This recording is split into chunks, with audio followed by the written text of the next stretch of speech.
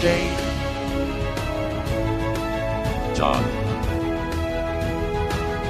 Shane, Chad,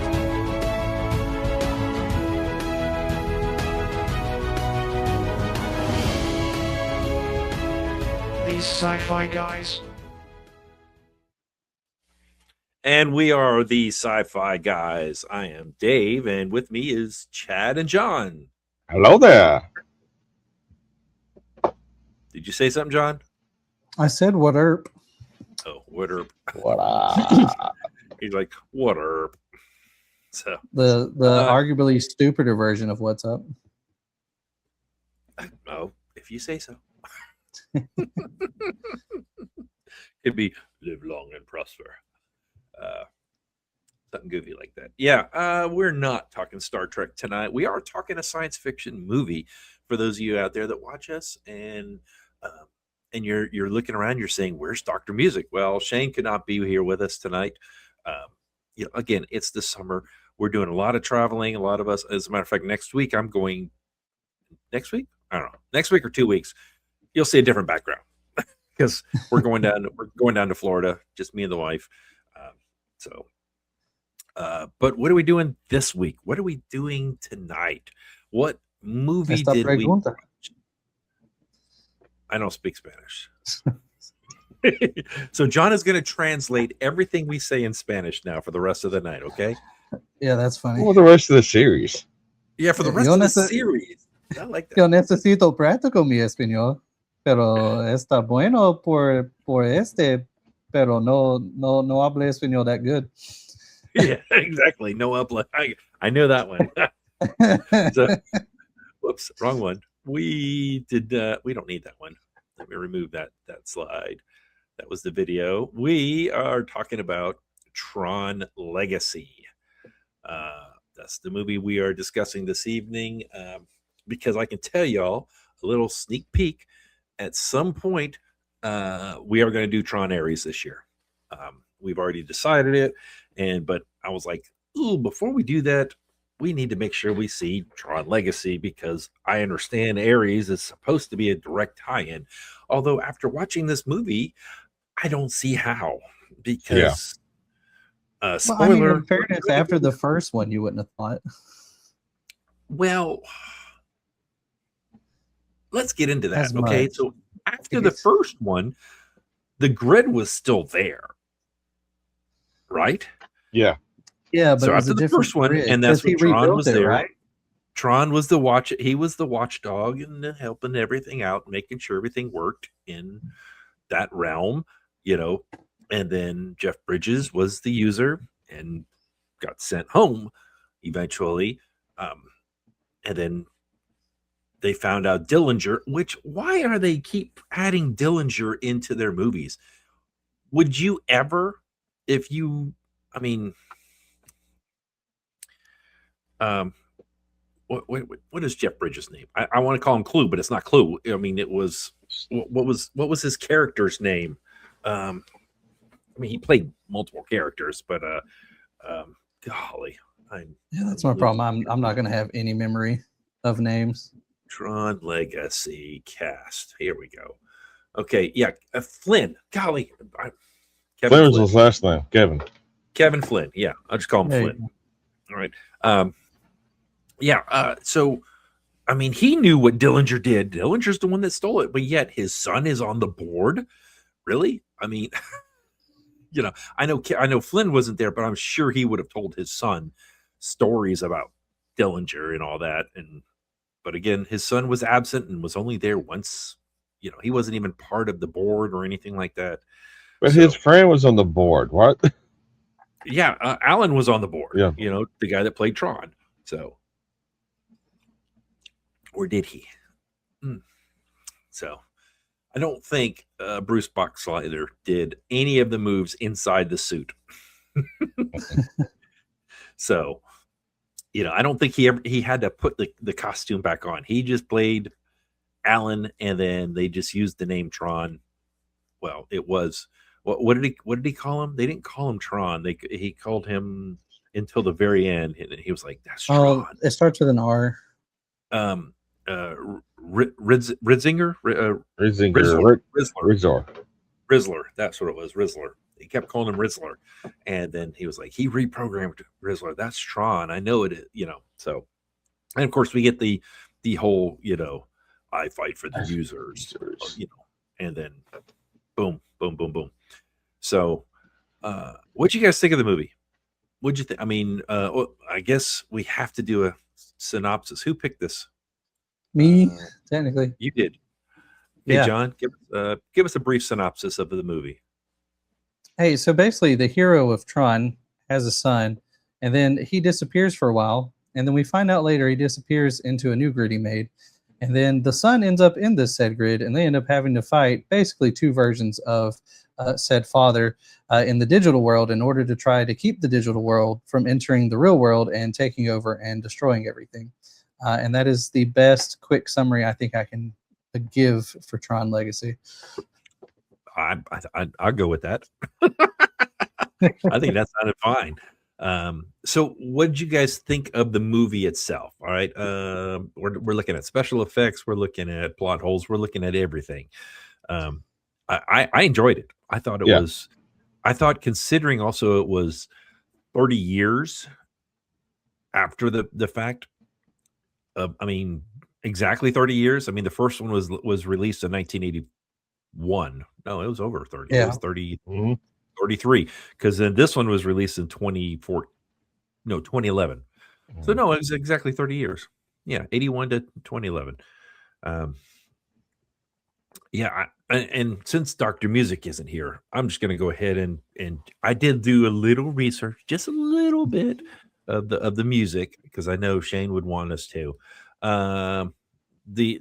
The composers, the ones that actually did all the music was Daft Punk. They're the ones that did it. They were in the movie when they did that little thing when they were in that little dance club or whatever. That was actually the two DJs. Yeah, that was actually them. And it took approximately 2 years. Where was it? I was reading on this thing. They worked with, hold on.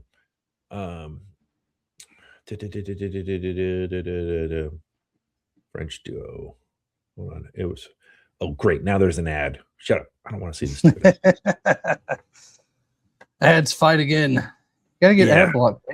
See, this is, if we're big enough for a sponsor, that's when boom, you hit them with the ad block plus. Exactly. If we were big enough. we're not monetized. We don't have enough people to follow us or whatever yet. Anyway,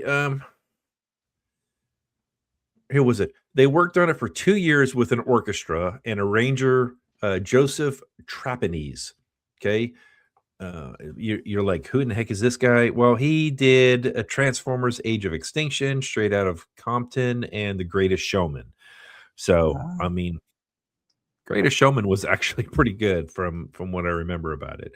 But one of the biggest thing I thought that was the neatest thing was the 2014 Olympic Games, the opening ceremony. There was a Russian Ministry of Internal Affairs choir. They performed a cover of Get Lucky, which is a Daft Punk song. I can't play any of it on here because it's monetized. I mean, because we aren't monetized. Copyright strike. We don't want that. Strike. We don't want those. But yeah, go look it up. You just type in 2014 opening ceremonies Olympics Daft Punk, and then you'll see. And because Pharrell Williams actually did the song with Daft Punk, the original song "Get Lucky." So I just thought that was kind of neat that it was in the Olympics, as an opening thing.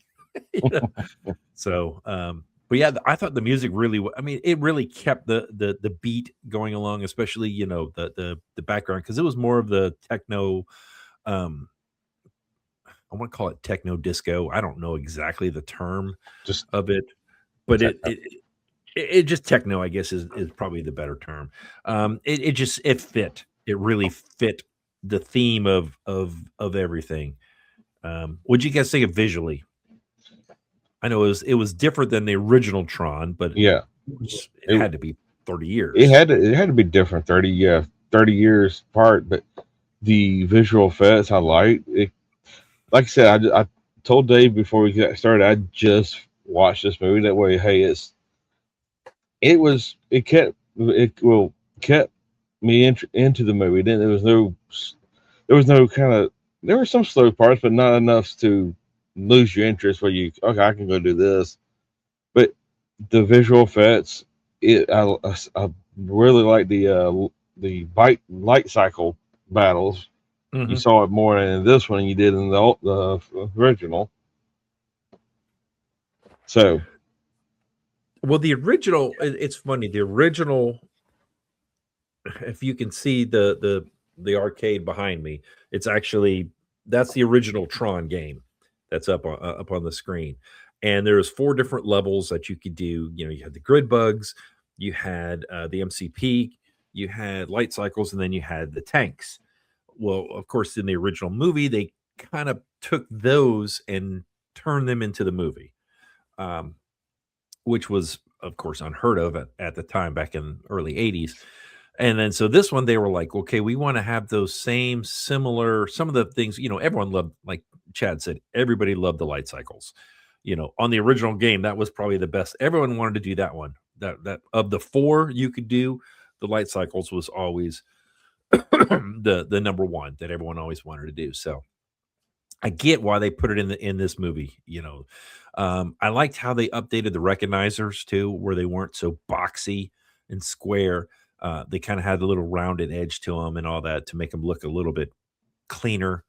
Um, Mhm. Visually, though, it really was. It was. I thought it was. It was very eye catching, especially now. I don't know about you guys. Everything I have, I use dark screen now. I like the dark screen with the white lettering. Heck, the screen I'm looking at, I'm talking to you guys on, it's all black. And then all my, whenever I get to all my logos or icons or whatever, they're all white. Except for when I go to this screen, which is our spreadsheet, which is white, so that's why it looks different on my face. So Fair. turn it dark. I just mean- thought that this movie really, I thought the dark mode, I guess we'll just call it that, dark mode. The dark mode really made all the colors and everything stand out. And they didn't use a lot of reds. They used mostly greens and blues. It seemed like, just kind of a pop on. I should have had my 2 lightsabers turned on. That would have been cool behind me, having like a green and a blue, because that was kind of like the primary colors they had here, or white. Really, they used yellow a lot, and then they used the red sparingly.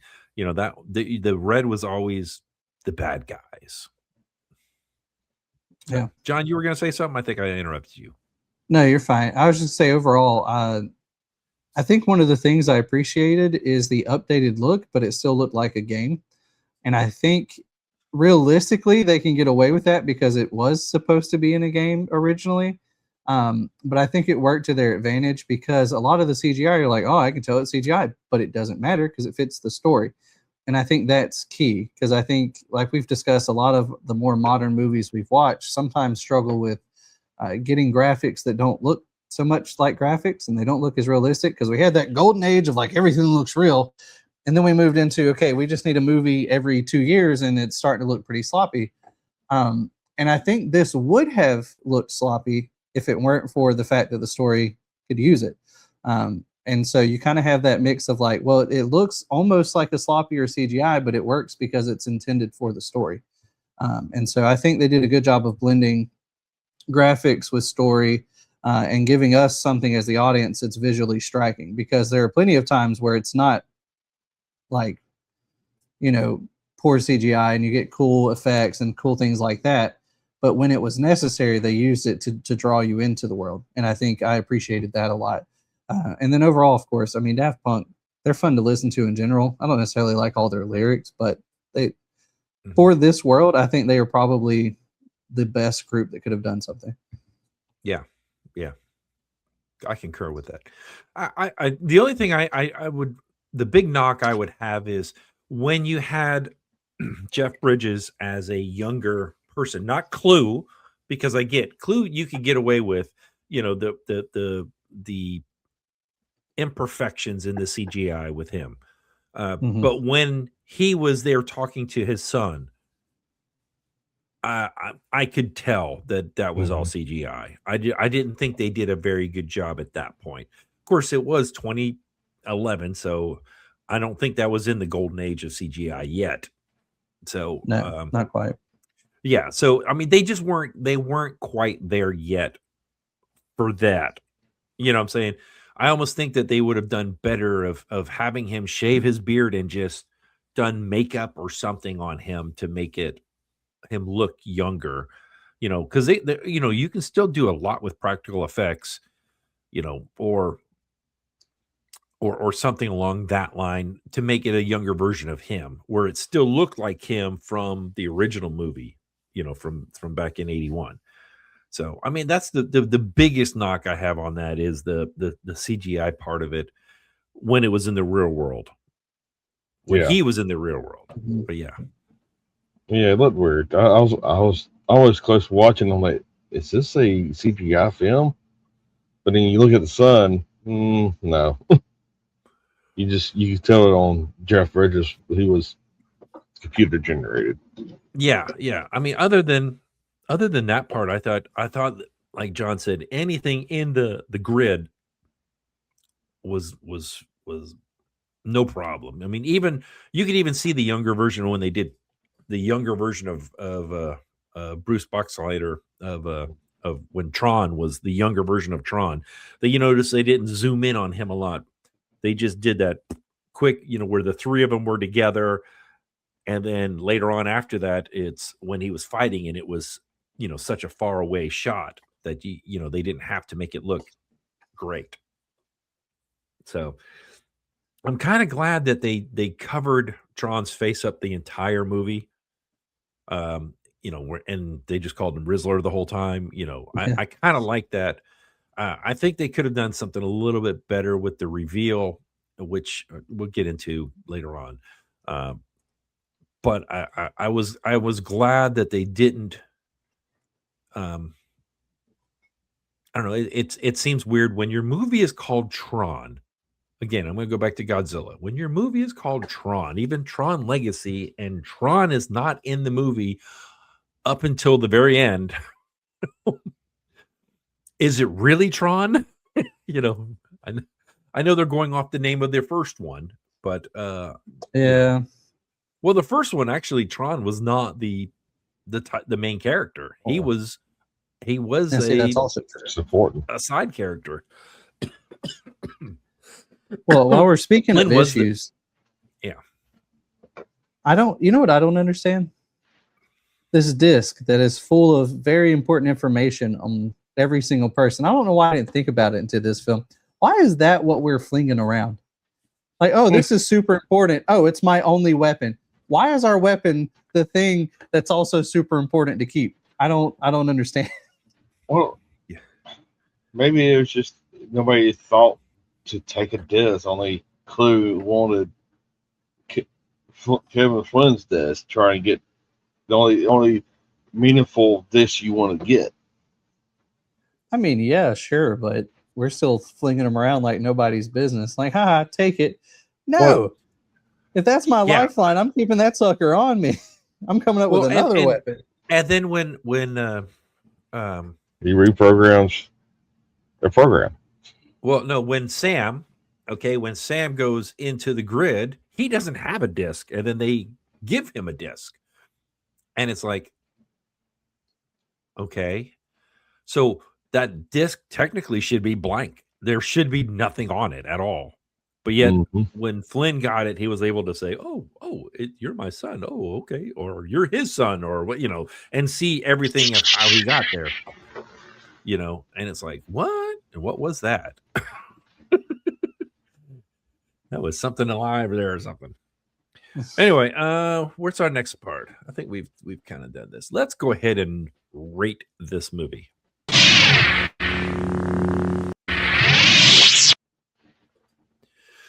Okay, this is a part of the show where we're going to rate this movie on a scale of 0 to 5 lightsabers. Chad is going to start. I'm I already put it in there, and I'm going to stick with it because I do agree. This is a great movie. I'm going to go with a 3.5 with this. Okay. John, how about you? I mean, I had seen this before. I think this actually was my introduction to Tron, and then I went back and watched the old one. And I mean, like 2015, I watched it for the first time. Really enjoyed it then. Really enjoyed it now. Would really enjoy watching again. I think the striking visuals really draw you into the world, and just overall, it's entertaining. And you can't really beat it. You know, a good fun film. And based off of what I gave last week's, I think I got to keep it pretty equal with that. Because it definitely wasn't worse than last week's. And I might have to retcon last week just a little bit in the long run. But for me, Tron Legacy was definitely a solid 4. Not up there in that 4.5, 5 territory, but it's just a solid film. I mean, yeah, it's got some plot holes, but they all do. Yeah, but I think this one, some of the plot holes that were in this one are easily explainable because they're inside the game grid. You know? Yeah, and that's it. Like, they're there, but they're not egregious. Exactly. Yeah. I'm looking at my previous ones, and I'm trying to see if you know. I mean, because I liked 12 Monkeys last week that we did. I really thought that was a good movie. You know, same with 2010. You know, obviously we did Mandalorian and Grogu. You know, I'm in between that 3.5 and 4, somewhere in between the two of them. I can't give it a 3.75. So just because I think I'm just going to keep it at 3.5 because that's what I did last week. I'm thinking for the same thing for that John was saying. I can always retcon it later if I really feel like it needs to go a little higher. It was a fun movie. I mean, it was one of those ones that you don't go away like, actually, you know what? I think I'm going to change it. I'm going to go give it a 4 because I remember with 12 Monkeys, I had to actually go back and say, who was that? Was that the other person? You know, was that the one of the scientists on the airplane and stuff like that? So this one, I had no questions. You know, at the very end, I thought that it was a good closure. So to the grid, which I'm now very interested to see what Tron Ares is about, because at the end of this, the grid is gone. There is no more, because that's what Flynn said. He's like, if him and Clue got together, and it would destroy everything. So I'm interested to see what does that mean, you know, for Tron Ares, and is Tron in that one at all? We'll see. Yeah. Okay, let's look at this. Actually, this is going to be some good questions on here. All right. So what moral or ethical questions does this film raise about creation, life, or destiny? I really think he really answered this at the end of this movie with creation. He created Clue to help him with the grid to make everything perfect. And he didn't realize that, hey, you can't make a perfect world. You can't really do anything perfect in like if we've done it. Now, only person who can make a perfect world and make it good is God and Jesus. Other than that, you're not going to. It's going to be imperfections. And then I think Kevin Flynn really realized that, hey, when the what do they call them? The IOs. IOs was coming in masses. That was it showed him, hey, it can help. This is beautiful. It opened his eyes. So the animosity between Clue and Kevin, that's what Clue thought. He was mad at Kevin, really. Right, because he was very black and white. Yeah. You know, Clue was. So he was trying to follow the directive, and the directive was to make a perfect system. And these were not perfect. They were something different that was added into it. And I agree. I was going to mention something along the same lines of, you know, we think as human beings we're all this, that we can um, make and invent and do all this other stuff. Um, I can't remember who the comedian was. I remember several years ago they were like, you know, hey, we have this, we invented the car and it's amazing, and we invented the refrigerator and it's fantastic. God created a tree and it's good, and God created an animal and it's good. And we're like, okay. And then the vehicle has a flat tire, the refrigerator breaks down, but the tree is still growing and the animals are still surviving. So there you go.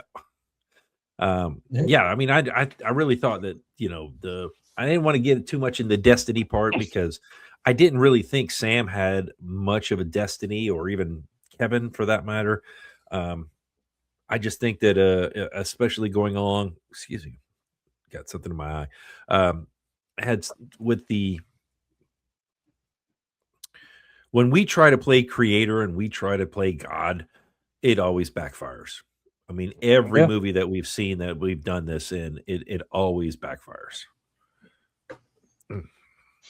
And to me, that overall is an interesting point, just because it's ironic in that even in our own folly, the idea that we want to create it all is ironically like we are bearing the image of our creator, because he created, we're also creating. And it's ironic to me that a lot of people are like, God doesn't exist. But it's like, well, if he didn't exist, we wouldn't want to create either, because, we are made in his image. He created, we want to create. So it makes sense that we want to create. We just have this problem of a distorted image. And so, like you said, the car breaks down, the fridge breaks down, like everything we create automatically embedded with some form of imperfection. And so at some point it falters. And so that's true of this computer program he creates. And I think it's also, the movie raises the question of, I guess, what is life in a sense, because of this new IO system, which really does kind of throw me off in some senses, because it's like, how did that translate to the real world? I don't know. The movie's main focus wasn't necessarily on that. Like, that's kind of the underlying story of why they're fighting, and it focuses on the fight. But there's still a lot of questions raised. I'm like, well, what is life per se? Like, is this realistically artificial intelligence that gets translated into real molecules in the real world? Is it still an artificial intelligence, or has it become alive just because it got blasted out of a laser in the other direction? And so I think it raises some questions that it doesn't necessarily answer in the film itself. But I mean, we all know what, I guess, true life is. It's just interesting to think about that question in the form of, at what point does AI get good enough to trick us? Because obviously it's pretty she good was right now. I hate to say it, it's pretty good right now. I mean, you it's see getting some of worse. this. It really has. You see, I mean, look at how many commercials are using AI exclusively. It's getting so bad that, it used to be, acting was a profession, and now what's going to happen here in the future if people don't act, and then they kind of build their way up to big movies. I mean, are we going to be making movies exclusively of AI? Lord, I hope not. I mean, they're not. Don't get me wrong. I love some of the things that they do. I really do.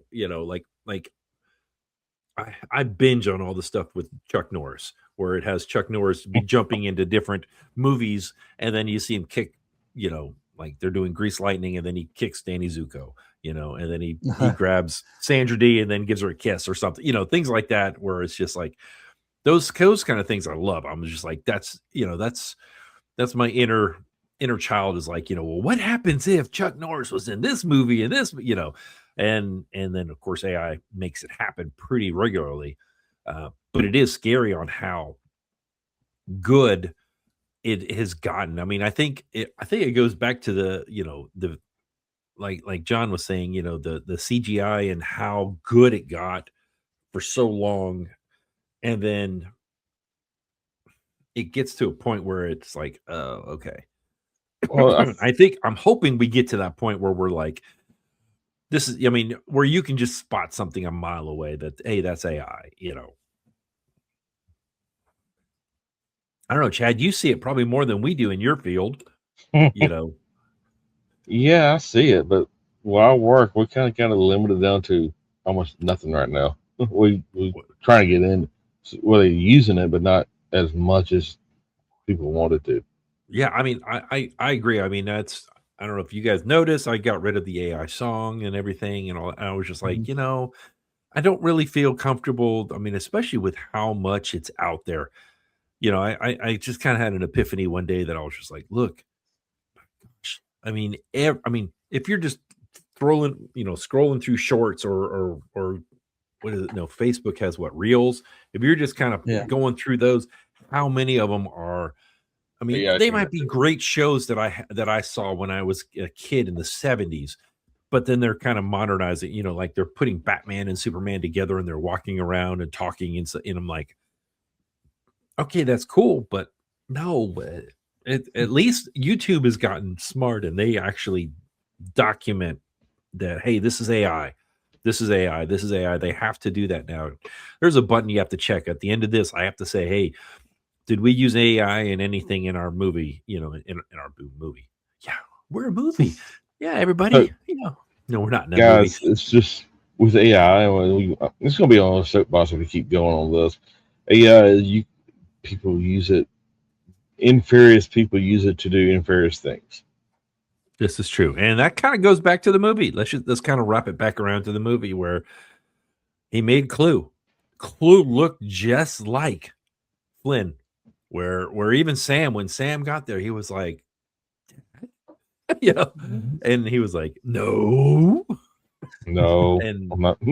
you know, but he was trying. He looked just like the creator, and like what Chad was saying earlier about, you know, we were created in God's image. So I think that's a big part of why we all look the way we do, why we all, you know, act the way we do.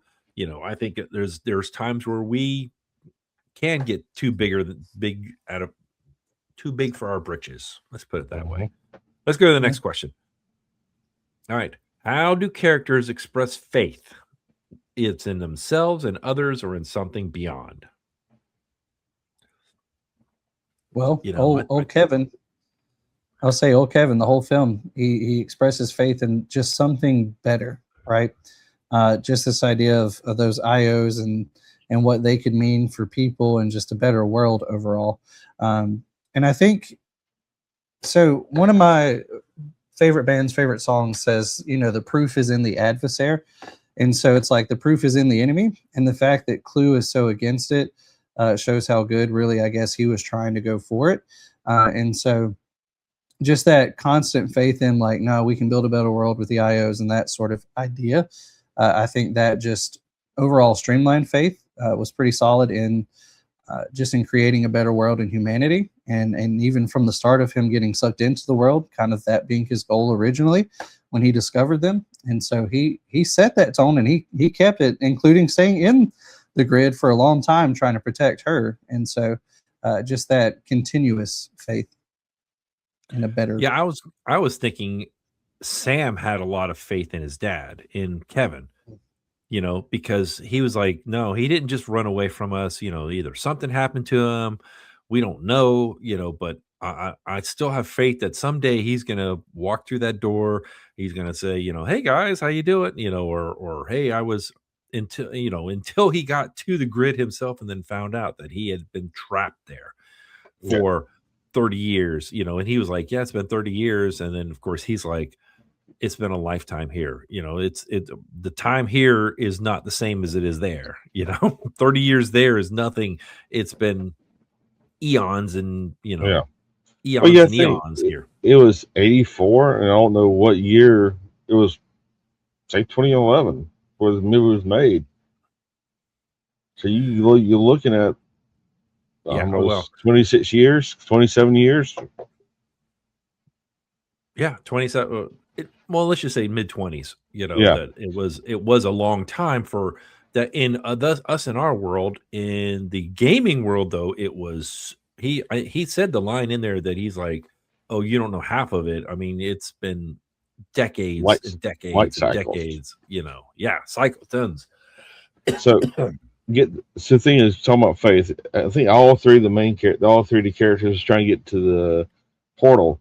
But if you look at the end, and if you haven't seen this movie, there's going to be spoilers, and this is going to be a spoiler right here. When Tron is above them, looking in on the light plane, even Kevin said, "Tron, where'd you go so wrong at?"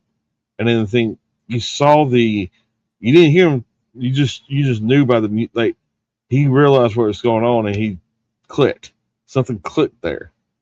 Kevin, I think those were throwbacks to the first movie. I think those were lines that were in the first movie, if I recall right. I mean, that they were just different lines of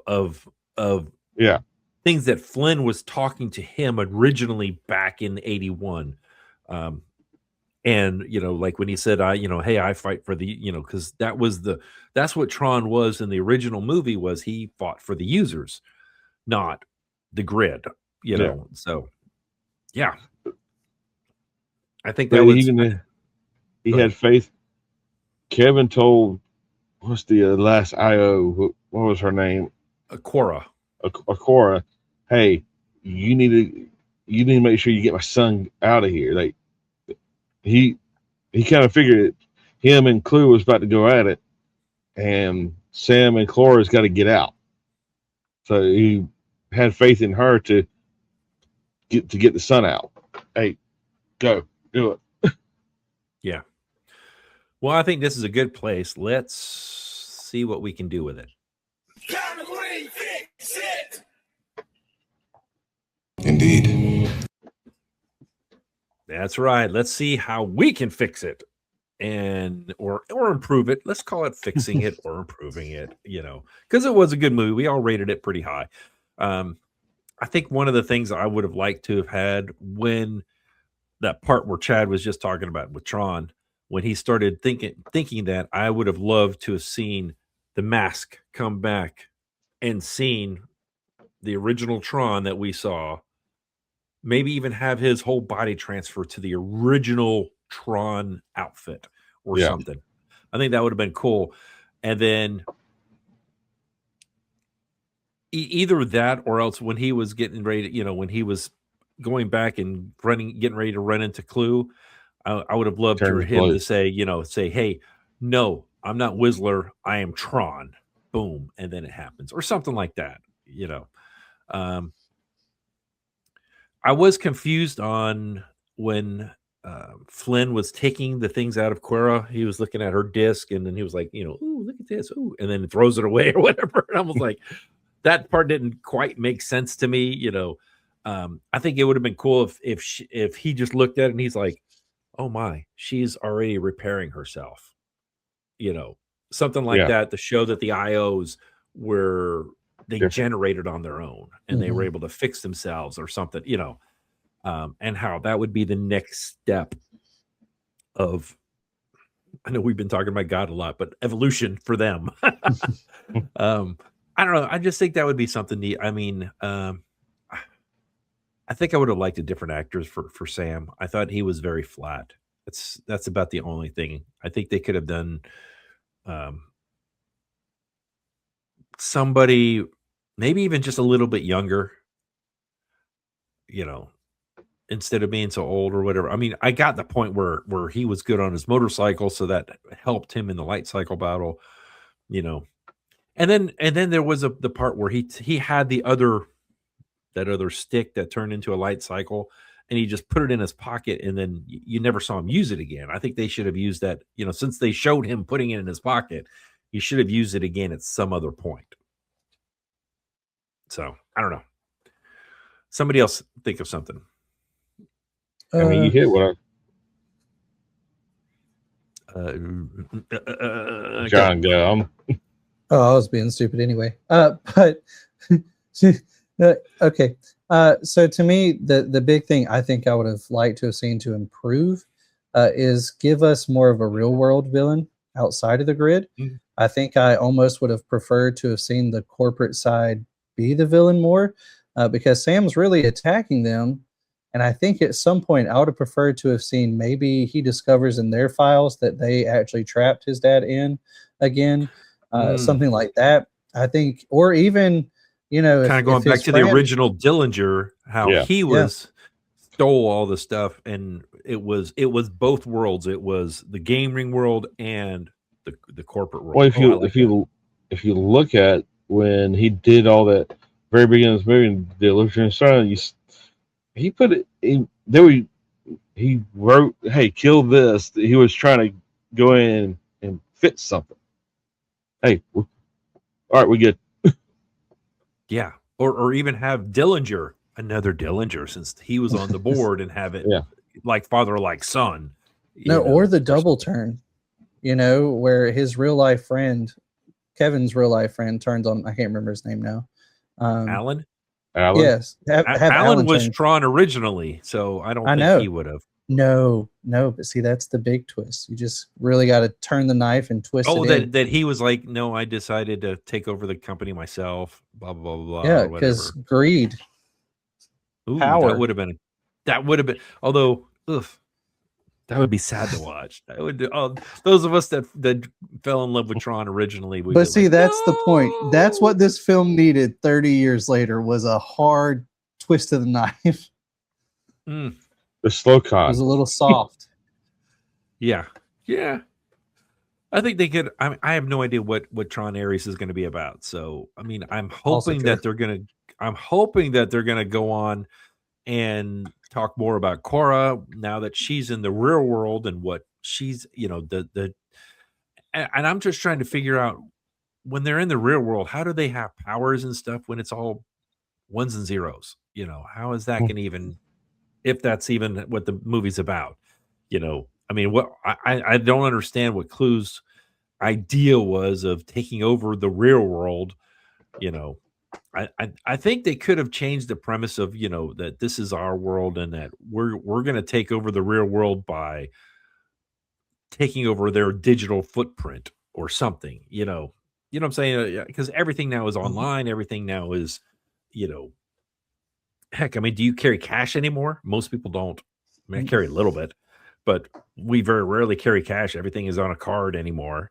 Yeah, or your phone or your Apple Pay or Google Pay or something like that. It's all like started on that. But I'm just saying that I think that would have been cool. How if they could have made that, instead of them trying to physically get to the real world, for Clue to be taking over that realm, and then it would affect, as John was saying, it would affect the real world. Yeah, and that's what NCON was doing.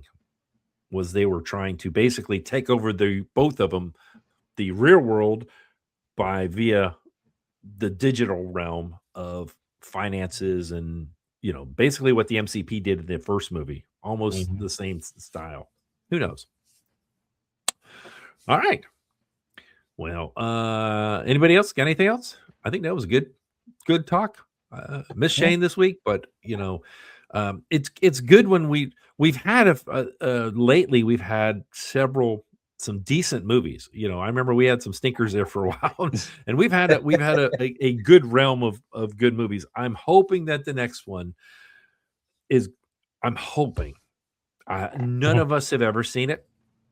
It's a movie done from the 70s, but everything I have read has said it is in the top 50, and it needs to be if you like science fiction, you need to watch this movie. So we shall see, right? Yeah, we shall. We shall. So yeah. Anyway, until next time, everybody. Crash and burn. The Sci-Fi Guys is an independent broadcast and is not affiliated with this movie or TV series. We would love to hear from you. Please contact us by leaving a comment below or by emailing us TheseSciFiGuys@gmail.com. Like, subscribe, or share this podcast with someone else who enjoys science fiction. Subscribe or be vaporized.